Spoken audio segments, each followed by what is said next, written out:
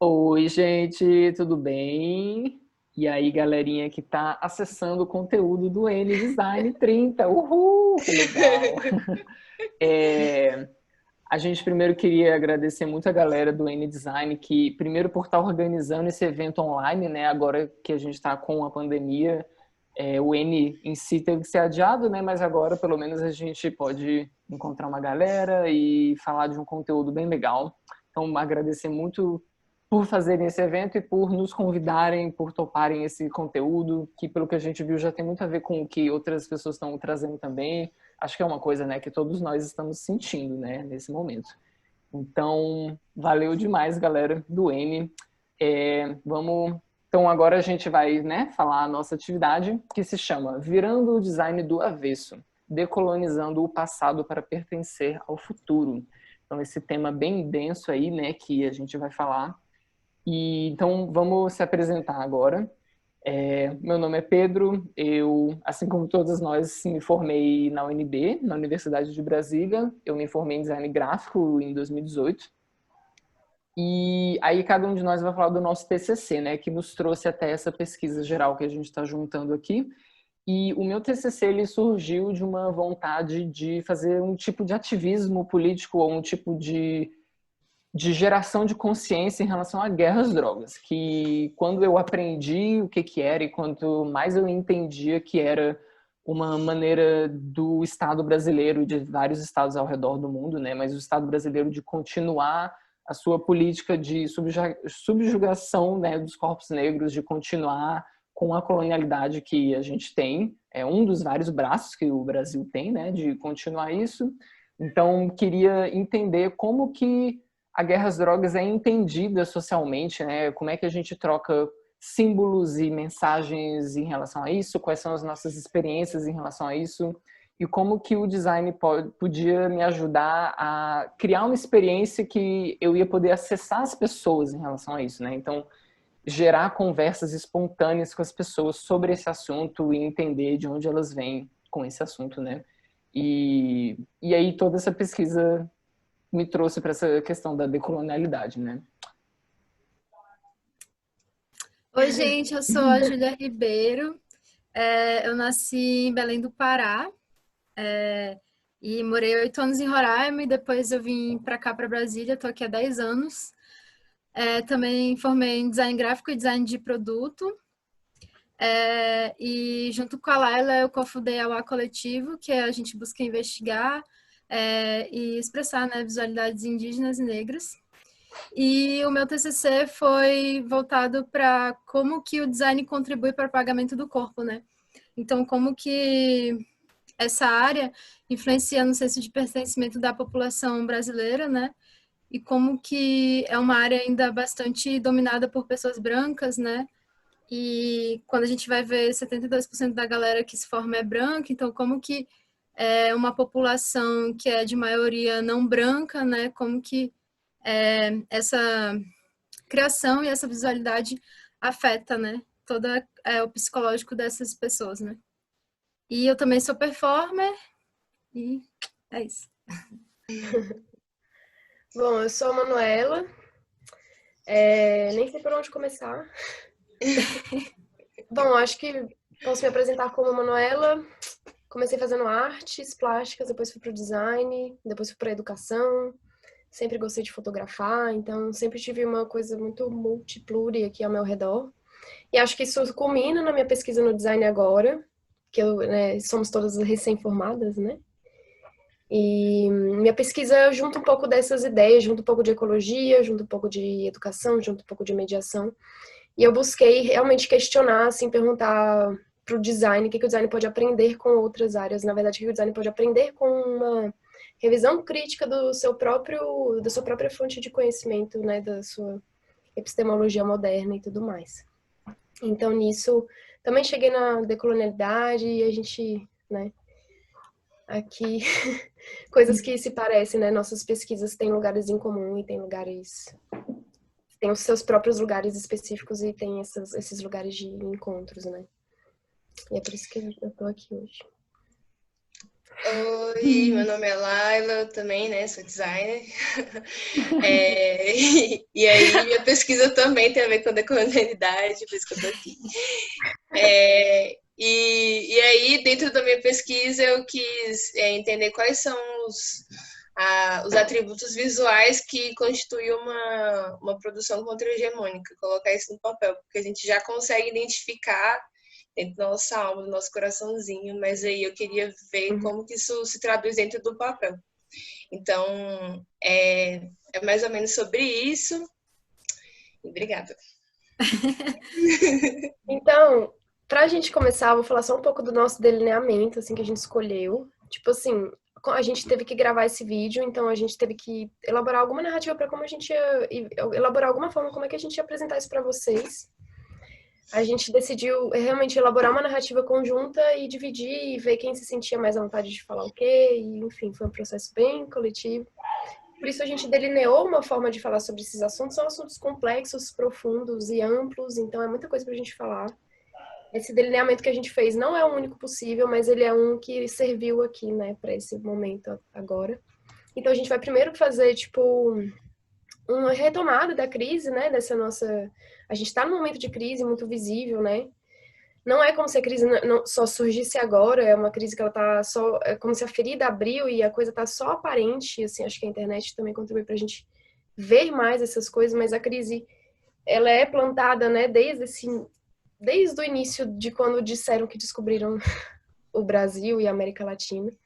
Então, a gente vai falar da raiz dessa crise, explicar um pouco de onde a gente está, para depois a gente partir para o design, o que o design tem a ver com isso, onde o design se localizou dentro dessa história contada, né, da sociedade moderna ocidental. Depois a gente fala um pouco sobre a ontologia do design para localizar o design mais profundamente ainda, tipo, até para perspectivas futuras, atuais e futuras, né, do design. E por fim a gente chega num panorama para explicar para vocês, mostrar um pouco o que seriam essas coisas não coloniais, né?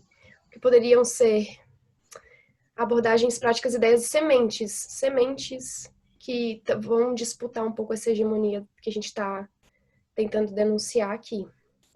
E aí nisso a gente dividiu algumas pessoas, vai começar, passo a palavra, né, para falar, para Laila e para Júlia falarem dessa raiz. Então, gente, eu vou começar falando, eu e Júlia, e vou tentar explicar alguns termos que são fundamentais para a gente conseguir entender todo o nosso diálogo aqui. Então, algumas coisas que se correlacionam, assim, mas tudo está no mesmo ambiente. E aí, os primeiros termos que a gente pode colocar, que seria a colonialidade e a colonização. E aí, dentro disso, a diferença da colonização para a colonialidade é que a colonização ela acaba quando um território, um povo, ele adquire essa independência. Mas a colonialidade, ela fica dentro da estrutura da sociedade e tudo mais. E aí, dentro desse grande conceito que é a colonialidade, a gente consegue colocar outros pequenos termos dentro desse grande termo, que é muito mais fácil da gente conseguir entender como que funciona e como que é essa dinâmica. E aí, dentro disso, um outro termo, né, que é a morte da alteridade. E aí, para a gente conseguir entender a morte da alteridade, tem que entender a alteridade. Sobre isso, a alteridade é quando você consegue se enxergar como indivíduo e enxergar o outro também como indivíduo. Enxergar também o outro como que ele possui outro modo de ver o mundo, outra cultura e etc. E aí, quando você perde, quando acontece essa morte da alteridade, você só vê o outro a partir de você mesmo. E um exemplo que é muito bom da gente conseguir perceber isso ali no período da colonização e da invasão das Américas, o Colombo vai e escreve lá no diário dele de que o pajé falou para ele que lá naquelas terras na América tem sereias e ciclopes e etc. E aí você fica perguntando o que aconteceu? Como que ele descobriu isso? E aí, quando você vai continuando lendo assim, sobre isso, e você percebe que ele entende aqueles povos originários como como uma versão deturpada dos espanhóis, dos europeus. E aí a gente consegue perceber, assim, de uma forma bem objetiva, a morte da alteridade, porque ele vê o outro a partir dele mesmo. E aí, dentro disso, e aí como que ele subjuga o outro? Qual que é a ferramenta que é usada nessa relação? É a raça. A raça, esse conceito de raça como uma forma de hierarquizar os povos, nasceu justamente nesse período da colonização, em que o europeu ele cria a caixinha lá do branco, do negro e do indígena. Ele mesmo enclausura ele na raça e outras pessoas, e aí esses outros povos, os africanos e os povos originários em outras caixas. E aí cria vários estereótipos. Então, tudo que está subjugado a mim, tudo que está subjugado ao branco, ele não tem alma, ele é um animal, então ele começa a deturpar. E eu, branco, europeu, etc., eu sou o padrão o padrão universal do que deve ser feito, deve ser seguido, do que deve ser traduzido de mim. Tá. Dentro disso, outro conceito aí que a gente pode ver que dialoga muito bem com isso é a questão da necropolítica, que é um termo cunhado pelo Achille Mbembe. E aí ele coloca outros conceitos que circundam também esse grande universo da necropolítica, que é a questão da soberania, do soberano, do Estado, do estado de exceção e do campo. E é muito doido que ele traz uma visão afrocêntrica da questão do soberano, porque a soberania, ela foi um termo que foi criado juntamente com a modernidade ali no século XVI, se não me engano, e ela tem força na Revolução Francesa. E ali você consegue perceber o soberano como uma forma de conseguir proteger a vida, de gerir a vida. Seria mais ou menos isso. E aí a razão protege a sociedade. E aí todas as instituições da sociedade. E aí o Achille Mbembe, ele fala, não. Aí ele vai e refuta todos esses ideais. E ele fala que dentro da necropolítica, o soberano ele tem a função de gerir a morte. E que o Estado, que é uma ferramenta do soberano, ele gere a morte a partir da violência e do terror. E nisso, e aí ele define quem deve morrer e quem deve viver no Estado. Quem deve morrer são os indivíduos que não conseguem ter um resultado desenvolvimentista. E aí, consequentemente, acaba, né? Curioso que geralmente são as minorias raciais, assim, as minorias que estão na periferia. Na verdade, né? Só que eles falam minoria. Exatamente. Minorias sociais, no caso, né? E aí acontece da gente ter essa lógica colonial novamente dentro da necropolítica, que a gente consegue ver isso de uma forma muito objetiva, que a cada 23 minutos um jovem negro é morto. E aí ele coloca aqui o exemplo máximo, o exemplo mais escrachado da necropolítica é justamente o processo de escravização. Por quê? Lá, o indivíduo, né, e ele coloca principalmente o indivíduo negro, ele se equivale ao valor unitário, o valor da moeda. Então, quando ele não serve mais, não tem essa função desenvolvimentista, ele pode morrer. E aí ele coloca que eles estão em uma situação sempre em uma situação de morte e vida, porque a vida que eles conseguem ter é sempre uma vida marcada pelo terror e pelo medo de morrer. Então, que assemelha muito as populações negras e indígenas, que é sempre o medo da morte, uma raça, a raça negra, ela foi uma raça criada a partir da morte, a partir da perda, e que só foram deixados resquícios dessa memória.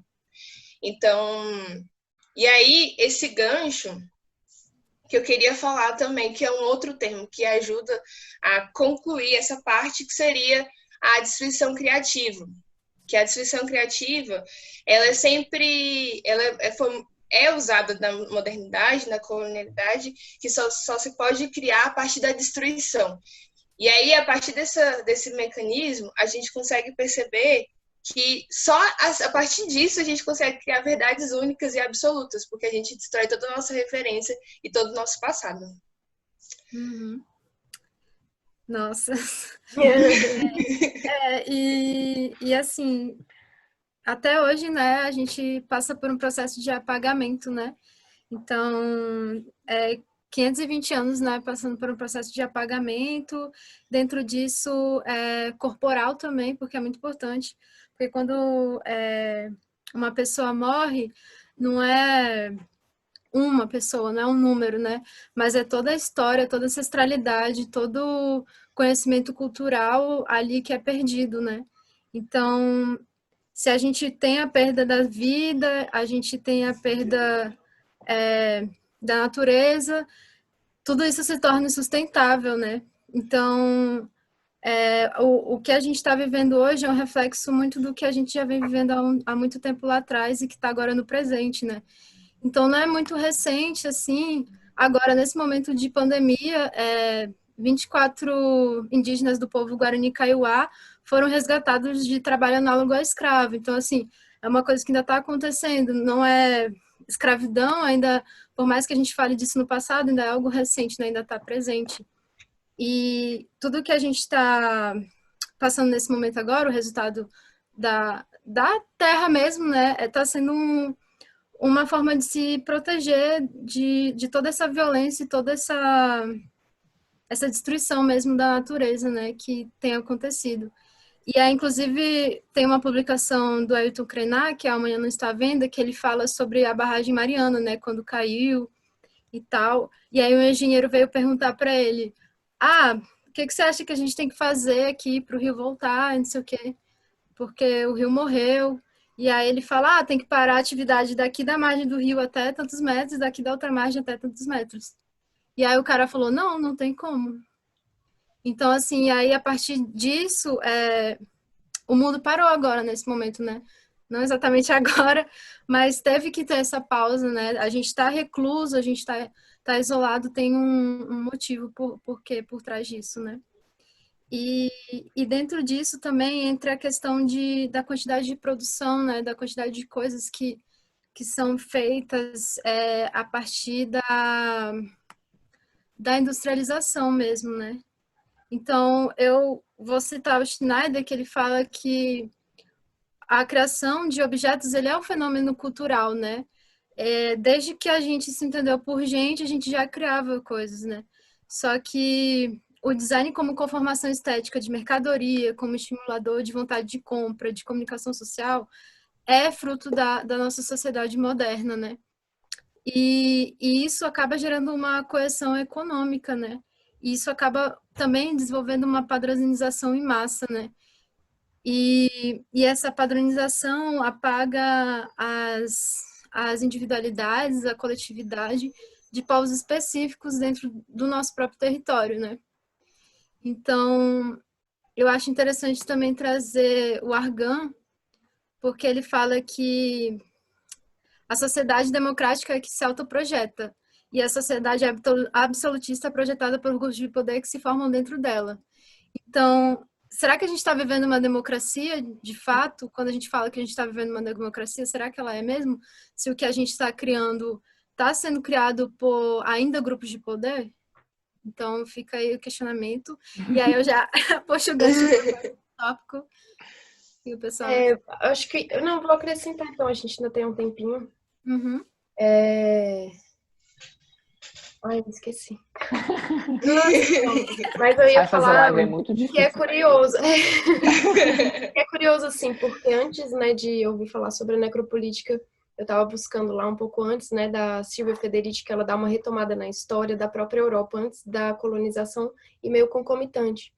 E como vem esse controle da vida, né, como a caça às bruxas foi um fenômeno que representou muito esse controle da reprodução da vida, e já, enfim, ela lá atrás, né, antes, ela falando sobre essa necropolítica, sei lá, que rolou dentro do próprio território, né, uma modernização do próprio território europeu, e que isso se alargou, isso se firmou, assim, quando o europeu chega aqui, aquele ego europeu se depara com esse outro aqui, né.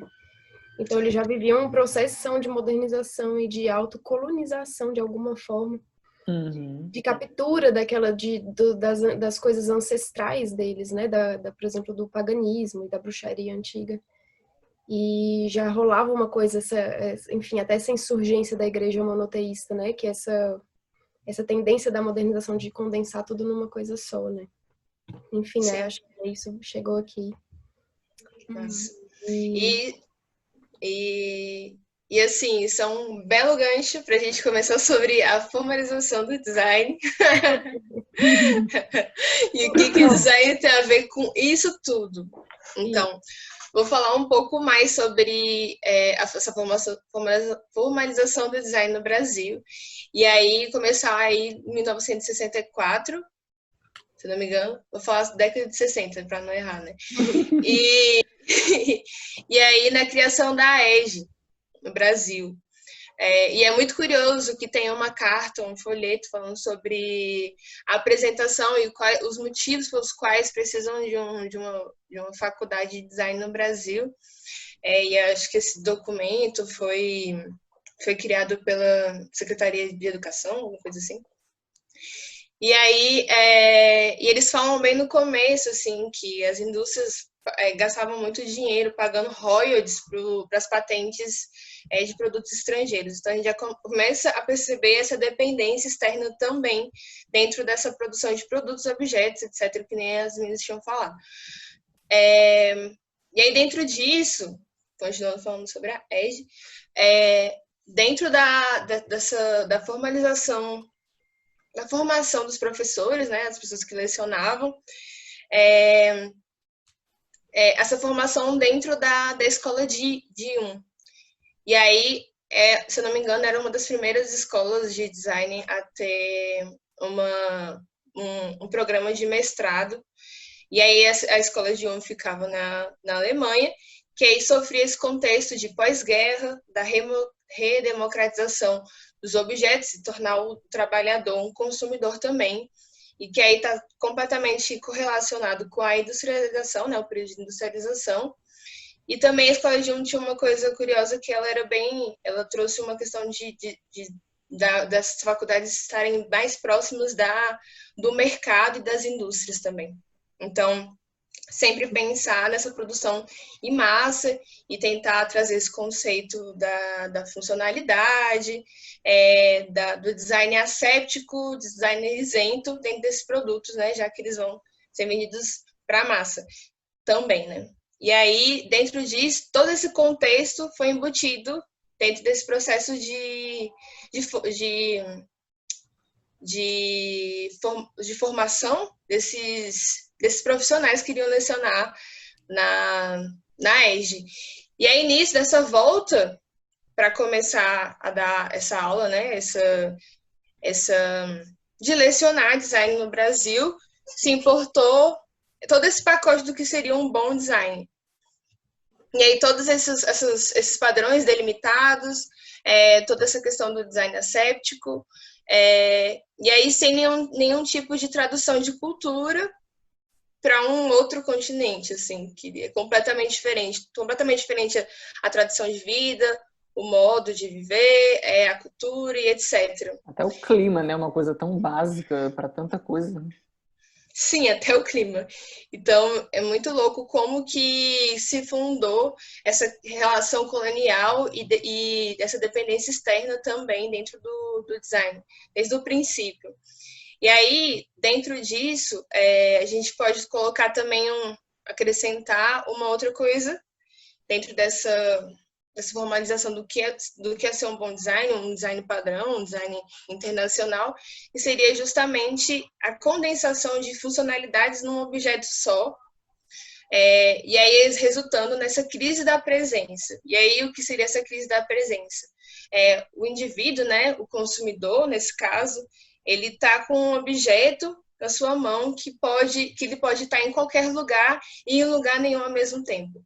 E aí esse objeto faz com que você não consiga ter relações com o seu meio, com o seu contexto, com a sua cultura, e aí tenta higienizar essa relação do indivíduo com o meio, né? que é tão fundamental para essa questão da ontologia também, que a gente vai falar um pouco mais.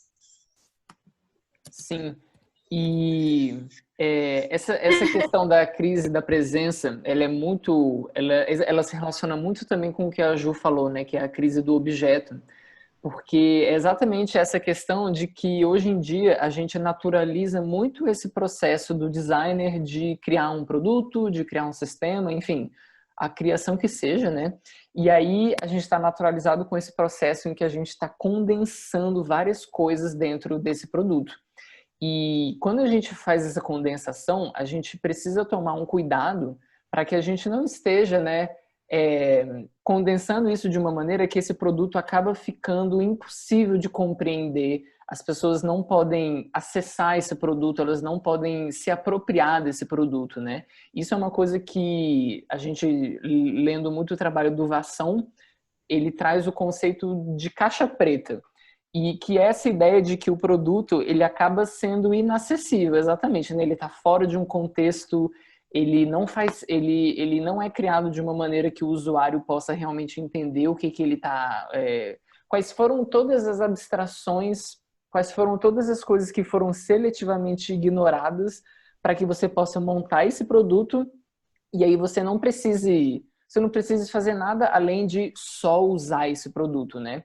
E com a questão da crise do objeto é que hoje em dia a gente vive numa sociedade em que a gente está completamente cercado de caixas pretas, né?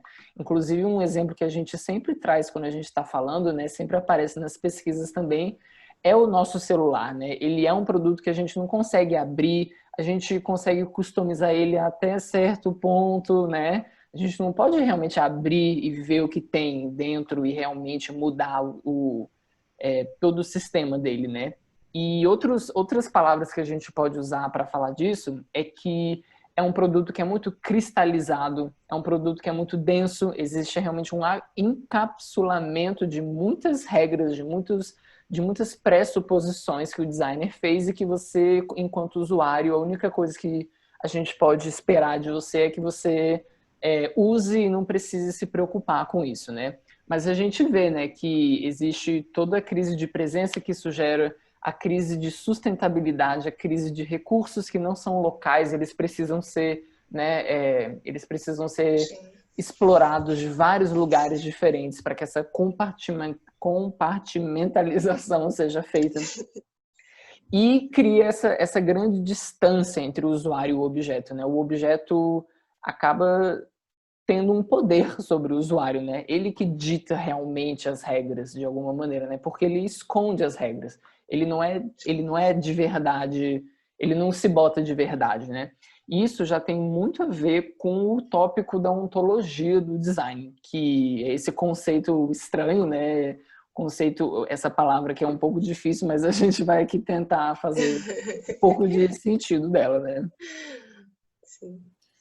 Eu queria só comentar que, por exemplo, na comunidade da minha mãe, lá no Guajará, tem uma moça que ela faz cestaria, a Maria. Todo mundo sabe que é aquela cestaria dela, porque só ela trança daquele jeito, só ela faz daquele jeito. E aí, tipo, você pega isso aqui, véi. Eu comprei essa garrafa assim, tipo, não tinha... Só tinha um código e um valor, tipo, eu não faço ideia de onde que veio isso, sabe? Sim. Então tem toda essa quebra mesmo, né? Tipo, mágica, como se fosse mágica, só que acaba que a gente precisa saber a origem das coisas também para fazer sentido na nossa presença, na nossa realidade, né? Sim. Sim. E curioso até se falar, porque quando às vezes esse produto artesanal, como a gente aqui chama, vem para a cidade, vai ser vendido, né, como às vezes uma coisa local. Ele perde às vezes a gente perde essa noção da identidade de quem produziu também, né? A gente achata tudo num artesanato de alguma coisa, artesanato local de um povo, né? Então acho que com isso eu vou trazer uma fala da Célia Chacriabá, que é uma professora indígena lá de Minas Gerais, do povo Chacriabá. Ela trabalha com educação, ela fala muito sobre isso, ela fez mestrado lá na UNB. E falar um pouco, aí eu vou introduzir a ontologia. Peraí. Deixa eu falar. E aí a Célia Chacriabá fala assim, ao fazer uma esteira, muito mais do que pensar o produto que a gente está construindo, é importante se deixar compenetrar pelo processo de aprendizado que o fazer ensina. Então, é tipo, o processo de aprendizado, ou seja, bota tanto a atenção no processo quanto a importância de aprender através dele, né? E como que a gente passa para frente esse conhecimento através de ensinar fazendo, né? E aí ela fala assim, existe uma cegueira monocular, viciada na nossa capacidade de enxergar não apenas o pensamento, não apenas o corpo, mas os nossos modos de fazer, e principalmente o nosso modo de ler. Então me vem muito isso, quando você falou, né, dessa identidade da coisa trançada, quando a gente chega num lugar, é tudo turístico, né, desse ponto de vista, né, branco, ocidental, urbano, a gente tem uma cegueira monocular, né, viciada, então a gente não consegue, tem uma dificuldade da gente ler essas nuances, né. E tem também uma dificuldade profunda, que foi, essa dificuldade vem de uma raiz profunda dessa falta desse acesso, dessa falta de presença e dessa falta de acesso aos processos, aos ciclos, né, a esse mundo, a natureza, a entender a morte como, enfim, a todas essas dualidades, né, a todas essas, não, na verdade, coisas fora das dualidades que a gente está, cartesianas que a gente está acostumado. Então, quando a gente vai falar de ontologia, do design, a gente aqui pode às vezes entender ontologia como também o termo visão de mundo, né? A gente está trabalhando um pouco dentro dessa nuance entre esses dois termos. Quando a gente reconhece que há uma ontologia, que há uma visão de mundo, aqui no mundo branco ocidental, a gente pega esse mundo e dá uma... A gente se situa melhor no que seria isso, né? Porque na concepção moderna, existiu essa crença, essa criação de que a realidade e o mundo é esse tal como a gente conhece, como a cultura hegemônica ocidental, branca, patriarcal, conhece. Só que a gente esquece, não ensinam pra gente que, na verdade, isso é uma visão de mundo construída sobre o mundo, não é o mundo propriamente dito. Então, dentro até da decolonialidade existe essa concepção da ontologia política, que é toda ontologia ou visão de mundo, ela constrói uma política, e toda política, representando essa visão de mundo, ajuda a construir e reafirmar essa ontologia. Então, quando a gente reconhece a ontologia no design, a gente reconhece que o design ele é profundamente responsável, profundamente e naturalmente responsável em seus processos e em seus resultados por reproduzir a visão de mundo onde a gente está inserido. Então, como a gente falou, o design ajudou, ele veio, a tradição do design como profissão, como área de conhecimento acadêmico e tudo mais, veio desse lugar industrial europeu. Então, e o design, a partir disso, né, em que foi traduzido, em que virou tradição, enfim, profissão, veio para o Brasil, ele continuou conformando esses ideais e essa visão de mundo hegemônica, essa visão de mundo ocidental. E até ainda nos dias de hoje, né?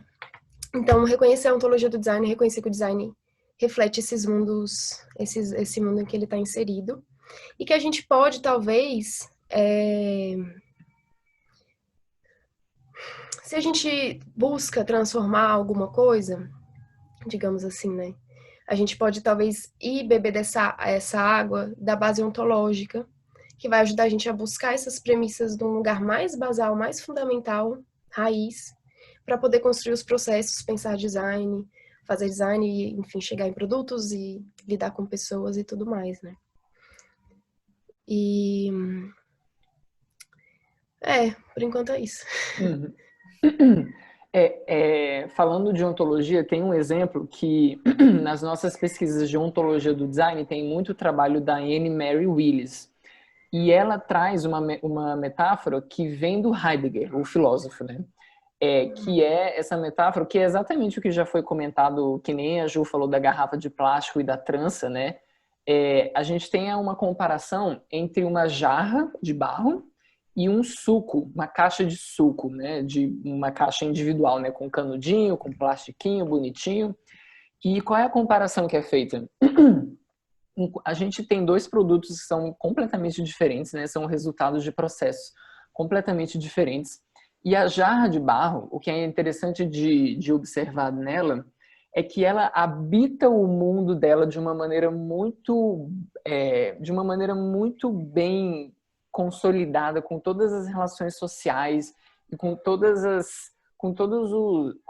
a localidade, com toda a territorialidade que isso permite. Enquanto que a caixa de suco não, ela tenta realmente fazer uma coisa completamente diferente.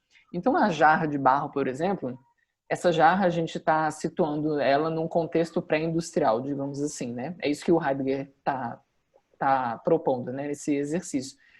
E aí, essa jarra é interessante porque, assim, esse barro, ele vem dessa comunidade, ele vem desse espaço que essa jarra habita, desse espaço em que a jarra vai ser usada. Até o líquido que está dentro da jarra, esse líquido que é um leite que foi ordenhado nesse lugar, ou é um suco que veio das frutas que foram crescidas nesse lugar, nessa comunidade, por pessoas próximas, ou pela mesma pessoa até, né?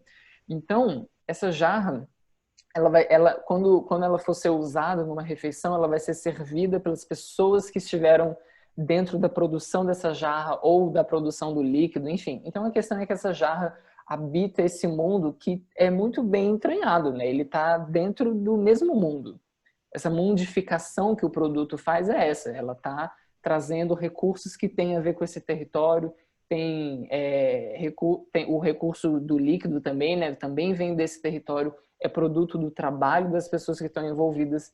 Enquanto a caixa de suco, ela é exatamente o contrário, né? Isso não quer dizer que ela não tem ontologia. Ela tem uma ontologia muito específica, né? É uma ontologia que a gente pega plástico daqui, a gente pega uma fruta daqui, outra fruta daqui, às vezes o suco é resultado, né, de ingredientes que, assim, a gente nem sabe de onde vem.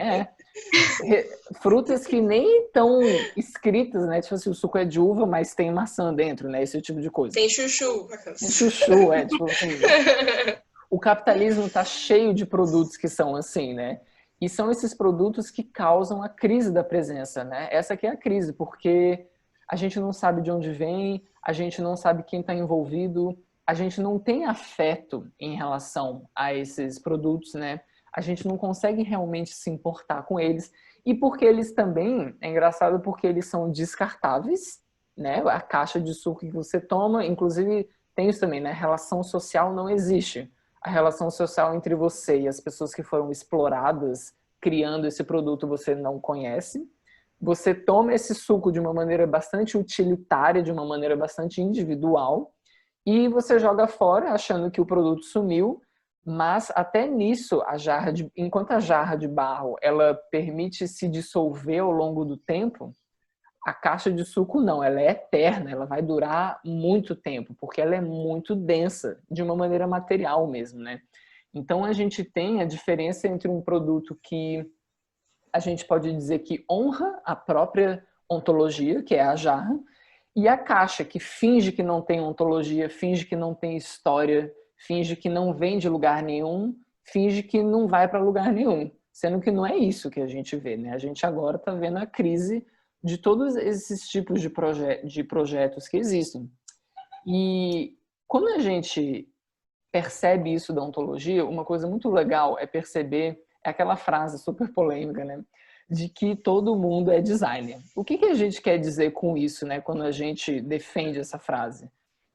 Todos nós podemos observar o nosso território, observar o nosso local, ter relações de verdade com as pessoas que estão no nosso território e criar soluções a partir disso. E soluções não necessariamente, né, de solucionar um problema para sempre, mas de habitar esse mundo, habitar esse lugar, ter uma relação com as pessoas, ter uma relação com os materiais, ter uma relação com os recursos e realmente ter essa autonomia que permite a gente realmente estar vivo no nosso próprio território. Então, quando a gente está falando que todo mundo é designer, é isso. Cada um vai ter um treinamento específico em relação a alguma coisa, em relação a um projeto específico. Mas todos nós estamos vivos e podemos habitar esse espaço. E com isso... Desculpa, você vai... Não, isso. Aí eu ia puxar, mas pode puxar. Isso é a parte essa parte agora, o que significa tudo isso, né? Como juntar tudo isso? Aí assim, entra um pouco, a gente chega nesse ponto, que seria esse reconhecimento da nossa falta de integração, de noção sistêmica, né? Por isso que às vezes quando a gente estuda ecologia, teoria dos sistemas, da complexidade, que falam que são muito dos problemas atuais, por exemplo, tem a ver com a complexidade. Por isso que é importante. Deixa eu iniciar o tempo aqui.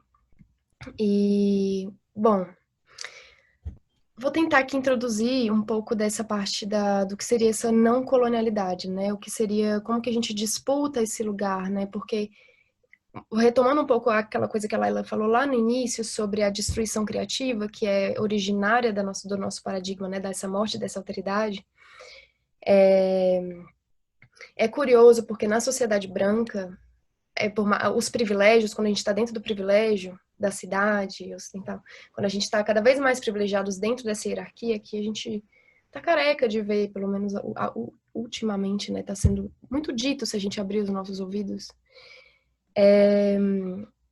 que o privilégio, ele abranda a nossa capacidade de percepção da doença desse próprio contexto que a gente está inserido, né? Então, quanto mais privilegiado, menos acesso direto e urgente a gente tem de entender até as próprias mazelas, porque me vem muito essa sensação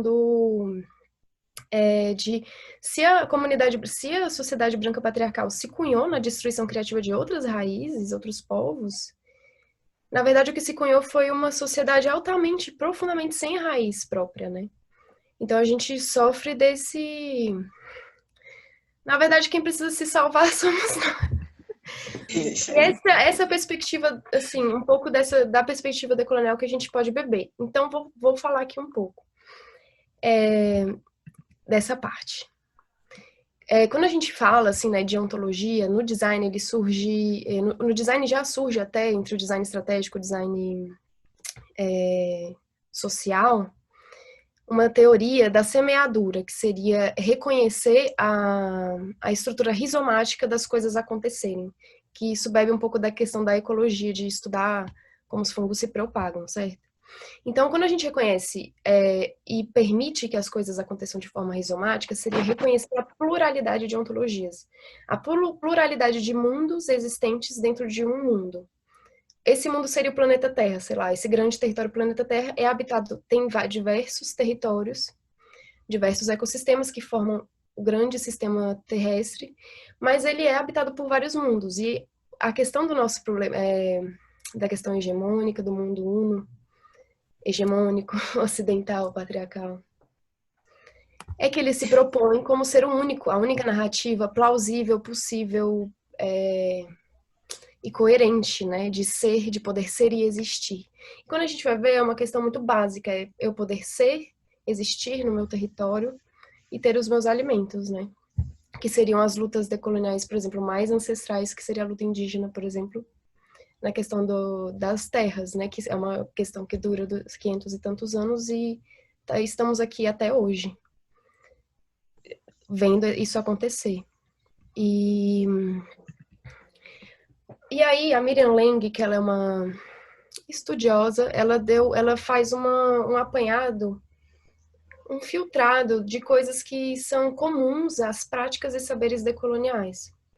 E o que é importante é porque a decolonialidade ela é um termo, ela é tipo um estamento acadêmico que surge recentemente, a gente está vendo esse termo sendo veiculado na internet, mas a não colonialidade, ela resiste, né, há 1000 anos, como a Júlia falou, e etc. Então, a gente tem que reconhecer que é uma questão conceitual que a gente está abordando aqui agora, a decolonialidade como uma questão conceitual dentro da academia que a gente pesquisou. E aí a Miriam Leng fala que as práticas e saberes decoloniais, elas compartilham de algumas coisas em comum, que seriam elas, né? A colaboração, a característica da colaboração versus essa concorrência ferrenha que a gente vive, né? O valor da convivencialidade versus a individualidade adensada que a gente vive, a autonomia e autogestão, que seria esse fazer compartilhado, saber decidir e fazer em grupo, também ter, e a autonomia de ter acesso a instrumentos e meios e formas de fazer as coisas. em contraposição também com essa fragmentação excessiva, né, enfim, tem uma questão de valorizar o corpo e a corporeidade também, né, de retomar um pouco essa sensação, essa raiz de habitar o seu próprio corpo, porque acaba que a gente vira colonizador de nós mesmos, né, a gente coloniza o nosso corpo, assim, pessoas brancas também colonizam seus corpos. Tem uma valorização da localidade versus a universalidade, porque a gente vive essa universalidade do mundo globalizado, né? O mundo uno. A gente está acostumado a saber o que é certo, o que é errado, a ciência explicou, tudo está explicado, né? E tudo está explicado por quem, né? Então, tem uma valorização das questões locais, dos discursos dos territórios específicos, né? Tem também a característica da diversidade, ao invés dessa homogeneização de tudo, né? Essa valorização da pluralidade. A democratização da economia da tecnologia, que seria isso, acesso aos meios, né? Acesso ao território, acesso às possibilidades de você ter a possibilidade de você conseguir ter uma mobilidade com saúde e com segurança no seu território. E tem outra característica que é da soberania e da autonomia alimentar, que também tem a ver com você estar no seu território, também tem a ver de você ter acesso ao alimento, ter acesso à vida, né, a poder perpetuar a vida. E a reciprocidade e a comunalidade versus os modelos hierárquicos piramidais, a concentração de poder no indivíduo e até a forma como se conformam os nossos sonhos. A gente tem uma perspectiva de vida, por exemplo, subjetiva, de buscar a vida, assim, eu quero ser isso, eu quero ter aquilo, eu almejo isso. Baseada nessa colonialidade individual, né? Então a gente sonha para nós, a gente não sonha necessariamente, né? Às vezes até quando a gente pode estar bem intencionados em querer transformar e ajudar os outros, mas até rever a nossa concepção de ajuda faz parte, né? De fazer essa revisão colonial que nos habita, assim. E aí, Jubes? Sim. Eu queria retomar esse termo da diversidade e da herança corpórea, né? Que, pelo menos assim, nos projetos pessoais tem sido duas coisas que têm sido muito importantes para me guiar nos processos criativos. Porque quando você fala de uma visão, é um olhar através da cabeça de uma pessoa, do coração de uma pessoa, do corpo de uma pessoa, e essa pessoa está inserida num contexto, num espaço, num lugar com materiais específicos e ela tem uma ideia, né? E aí quando você adiciona a diversidade, né? Outras pessoas, você tem uma outra grande ideia, então você tem várias outras visões ali, que também já inclui essa questão da colaboração, né? E é muito importante, porque se você tem visões iguais, às vezes é até previsível a visualidade que vai sair dali, porque todo mundo padronizado, né? E o corpo é muito importante também para a gente, porque teve a primeira marcha das mulheres indígenas, não era à toa que o título era Corpo, Território e Espírito, né? Porque o corpo ele está totalmente ligado ao território, o território ao corpo. Sem território não existe vida, né? Então, o nosso corpo ele é parte integral disso tudo, né? E ele não dá para ser desassociado do território, não dá para ser a mente desassociada do corpo, o espírito do corpo, porque tudo faz parte disso, né? E também eu acho legal trazer uma fala da Eliane Potiguara, que ela fala assim que a criação é o começo da cura, né? Então, o ato de criar algo é um ato de amor. E o amor a si mesmo, amor ao próximo, amor à natureza. Então, quando a gente está criando, a gente tem que levar em consideração a gente.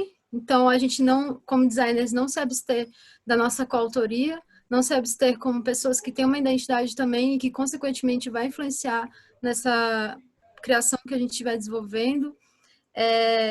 Tem também para quem que a gente, ou com quem, na verdade, né? Com quem que a gente está fazendo isso, porque você pode criar algo a partir da sua perspectiva, mas faz muito mais sentido você trazer para outras pessoas também. E também o impacto que isso causa na natureza, né? Porque a gente tem que se influenciar mesmo da natureza, né? Da forma como ela lida com as coisas. Então, entender que o que a gente está criando não é eterno, entender que ele não é universal, entender que tem um ciclo ali existente, que aquilo tem um ciclo mesmo, de fato, né? E então é um produto que ele não é eterno, assim, que ele acabou e pronto, né? Não, ele tem toda outra coisa vai vir para ele, né? E então é muito importante também, quando a gente está desenvolvendo o projeto decolonial, tentar democratizar as técnicas, tentar colocar todo mundo em pé de igualdade, derrubar essa coisa de hierarquia, né?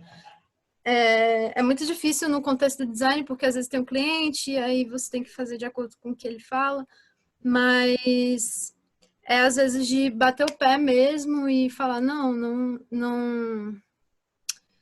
Eu vou dar um exemplo aqui de um projeto que é uma cartilha de saúde indígena que o fez, né, que é para o povo Arau e Enepá. E aí eles pediram para ele vetorizar umas ilustrações que um indígena do povo fez. Só que ele falou, não vou vetorizar, eu vou usar essas ilustrações que ele fez, porque faz sentido para o povo dele. Porque a referência de, por exemplo, de rio, visualidade que eu tenho é um rio verde para marrom, preto, e a visualidade que branca seria o quê? Um rio azul, sei lá, por exemplo. Então isso vai influenciar também na forma como as pessoas vão se relacionar com isso, né? E aí eu trago também outra citação da Eliane Potiguara, que ela fala sobre que o empobrecimento econômico de nossas vidas, o racismo, a intolerância, o desequilíbrio da nossa biodiversidade em todos os sentidos, provocam timidez, conformismo, baixa autoestima, sentimento de culpa, infidelidade, infelicidade, desculpa, gente, angústia. Ai, buguei aqui. Porno online. Enfim, várias coisas assim que, enfim, desestabiliza o nosso contexto cultural e desestabiliza o nosso espírito, né? Então, cria realmente essa ruptura, esse descolamento, né? Da gente se sentir parte desse território, parte do que está aqui.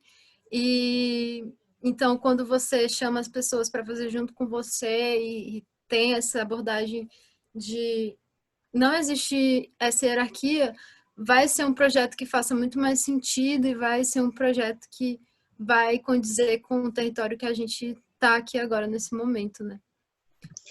Uma coisa que eu queria acrescentar é que quando a gente começa a pensar num processo decolonial de um produto, eu acredito que seja uma das formas que a gente possa romper com a necropolítica.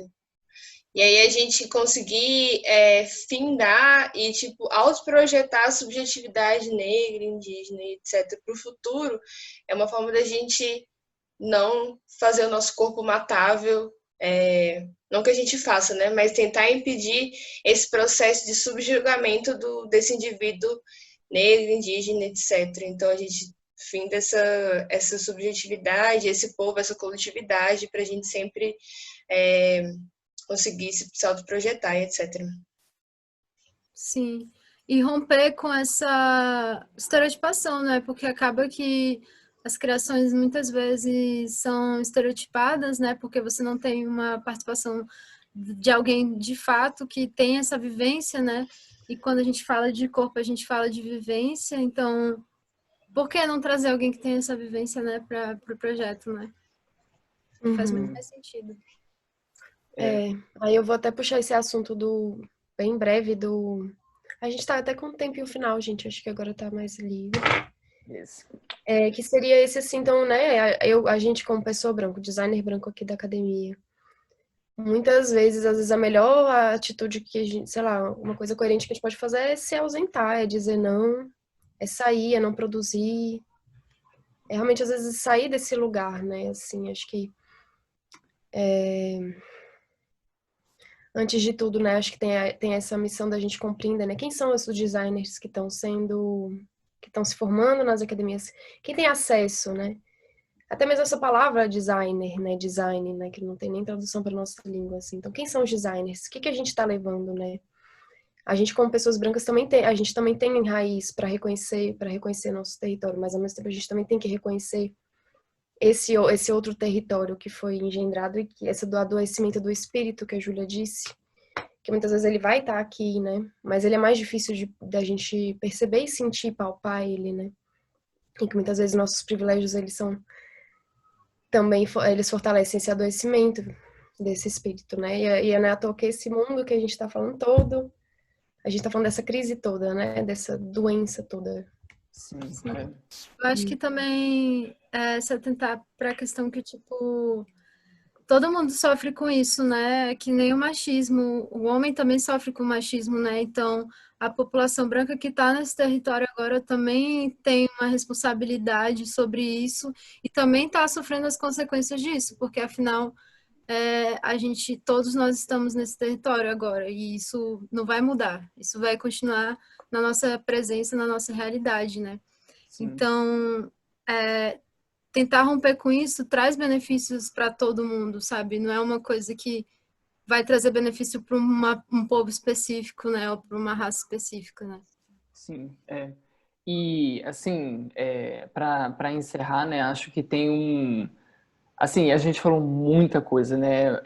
Mas uma coisa que talvez um pequeno ensinamento que talvez já dê para realmente pegar hoje, assim, a gente realmente já começar a fazer é uma coisa que dá para fazer dentro da nossa prática do design, até com o cliente, né? Que como a Ju falou, né? Às vezes é uma questão que a gente sozinho não vai conseguir resolver, né? Mas é uma questão de que, às vezes, a gente também precisa abrir mão do resultado final. Eu acho que tem muito a ver com se inspirar na natureza. Eu acho que é uma coisa que, assim, a natureza, em determinado lugar, ela floresce de um jeito diferente. Ela vai se adaptar à situação, ela vai pegar os recursos desse lugar e ela vai sair de um jeito muito específico, né? Então, quando a gente é colaborativo, quando a gente deixa o processo respirar, quando a gente deixa a territorialidade influenciar no projeto, né? A gente tem projetos que talvez a gente não tenha idealizado e pensado, nossa, isso vai para o Behance, alguma coisa assim, né? Mas a gente vai ter um projeto que respira, um projeto que vive junto das pessoas e que habita esse lugar com a gente, né? Então, ter essa abertura, né? Ter essa humildade, como a Manu falou, né? Às vezes nem participar mesmo, né? Às vezes se retirar mesmo. E a cada dia a gente aprende mais como que faz isso, né? Sim. Sim. E que legal, gente. Então, acho que a gente encerrou, né? Acho que é isso. Aí vamos deixar aberto, né, gente, para perguntas. A gente vai divulgar? Tem algum lugar para fazer pergunta? A gente vai preparar um documento que a gente vai botar a nossa bibliografia e a gente vai botar os nossos contatos também. Então, se vocês quiserem falar com a gente, o nosso e-mail, o nosso Instagram vão estar lá. Manda jobs. Manda jobs. Manda pergunta. Manda o que vocês quiserem, gente. Somos um livro aberto, é só chegar e falar. Sim, beleza. todo mundo vai fim de trocar ideia, né? Sim, exato. E até, sei lá, críticas também.